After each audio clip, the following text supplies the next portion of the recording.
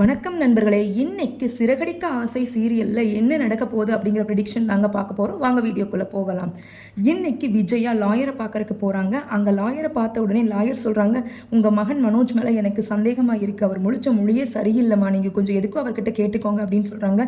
இல்லை மேடம், என்னோட பையன் சுத்தமான உத்தம புத்திரன் தான், அவனால் எந்த தப்பும் செய்ய முடியாது அப்படின்னு கான்ஃபிடென்ட்டாக சொல்கிறாங்க விஜயா.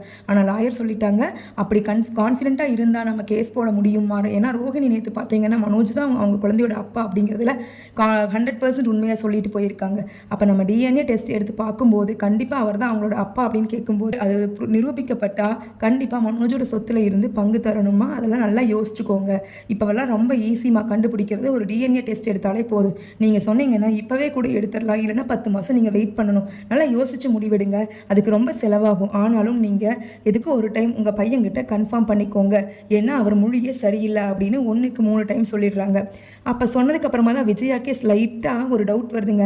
என்னடா இவன் ஏதாவது செஞ்சுருப்பானோ அப்படின்னு யோசிக்கிறாங்க. அப்படி யோசிச்சுட்டு மெதுவாக கிளம்பி வீட்டுக்கு போயிடுறாங்க. அதே டைமில் நம்ம சிந்தாமணி பார்த்தீங்கன்னா அவங்க பொண்ணு ரேகாவை ரோட்டில் மீட் பண்ணுறாங்க. ரேகா நல்லா இருக்கியா அப்படின்னு கேட்குறாங்க. ரேகா உடனே சொல்கிறாங்க, அம்மா நான் ரொம்ப நல்லா இருக்கேன், எனக்கு பிடிச்ச வாழ்க்கையை நான் ஏற்படுத்திக்கிட்டேன் இல்லையா, அதனால் நான் நல்லா தான் இருப்பேன் அப்படின்னு சொல்கிறாங்க. நீ எப்படி நல்லா இருப்ப?